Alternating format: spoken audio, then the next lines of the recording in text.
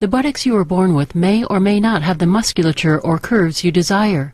It may be difficult to improve upon certain areas with exercise alone, and in some cases, damage from an accident or certain health conditions may affect your appearance. There are two primary augmentation options for increasing volume in the buttocks: fat transfer and implants. Fat transfer removes body fat from one region and re-injects it into the buttocks. This procedure is also called a Brazilian butt lift, but this name can be confused with similarly named exercise programs. Depending on the changes you desire and your available body fat, a fat transfer may be used alone or in conjunction with implants. Augmentation with implants, which will be covered in this animation, uses soft, solid silicone implants for an immediate and uniform increase in buttock volume. Unlike fat transfers, where survival of transferred fat varies and may require touch-ups, implants maintain their volume and don't need follow-up adjustments. Buttock or gluteal implants are designed to change your contours, enhancing your appearance and self-confidence. Gluteal implants are frequently chosen to enhance the buttocks for the following reasons. The buttocks are asymmetrical or appear unbalanced. Weight loss, aging, or a health condition has made the buttocks appear flat or loose and sagging. The buttocks lack volume and appear too small for the body frame. Your physician will help you choose the style of implant and surgical technique that will best achieve the look you're after. It is important to keep in mind that implant options are limited by your anatomy. Depending on the tightness of muscle or tissue that will surround the implants, the shape and size you desire may need to be altered during the surgical procedure. Your physician will use the best option to achieve optimal results and facilitate proper healing. Several surgical techniques may be used for gluteal implants depending on the desired position and appearance. The two techniques that generally produce the best results are the intramuscular and subfascial buttock augmentation procedures.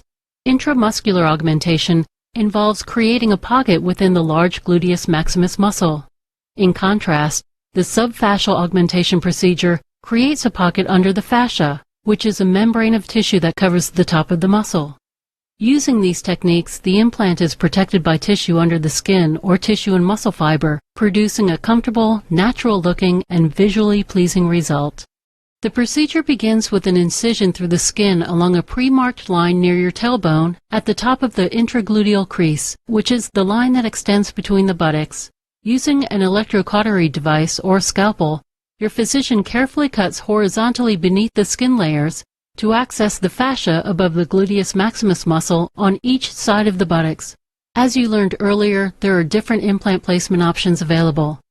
This animation depicts intramuscular implant placement. Retractors hold back the skin while your physician carefully cuts through the fascia and proceeds to separate fibers of the gluteus maximus. A pocket is formed within the muscle that is slightly larger than the implant dimensions. Your physician may use an endoscope or fiber optic retractor to check for complete dissection. A drain which allows fluid to exit your body as you heal is put in place and the pocket is cleansed. Your physician will insert and carefully position a sterile implant, ensuring a tension-free fit inside the muscle. Once both implants are in place, your physician will verify that they look natural and symmetric. The openings to the pockets for each implant are sutured with dissolvable stitches. The openings used to access the sides of the buttocks under the skin are then sutured to the midline, and the incision in the intragluteal crease is closed. This incision may be sutured and/or sealed with adhesive. Finally, a bandage is taped after surgery to provide compression and support. Your physician may request that you wear a compression garment for a couple of days to several weeks.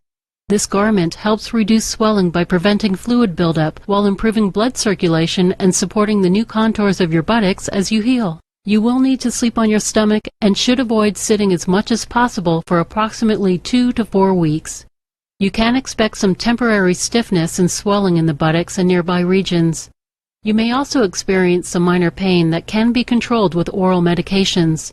Surgical drains will likely be removed in a few days to a week, while any non-dissolvable external sutures will stay in place for 1 to 2 weeks. While you may feel well enough to return to work and normal activities in 2 to 4 weeks after the procedure, you will need to avoid strenuous leg exercise for about a month and a half. You will notice results from buttock implant procedures immediately. Swelling may cause the skin to appear shiny at first, but it will subside within a couple of weeks and skin around the implant will soften and will look even more natural. Your muscle movement should not be affected. The implants are placed so that they are unlikely to shift, and the tissues surrounding the implants will stretch to comfortably accommodate them over the following months. The scar is hidden where it is difficult to detect and will fade considerably over time, becoming almost imperceptible. With gluteal implants, you can achieve the buttock shape, definition, and contours that you have always wanted.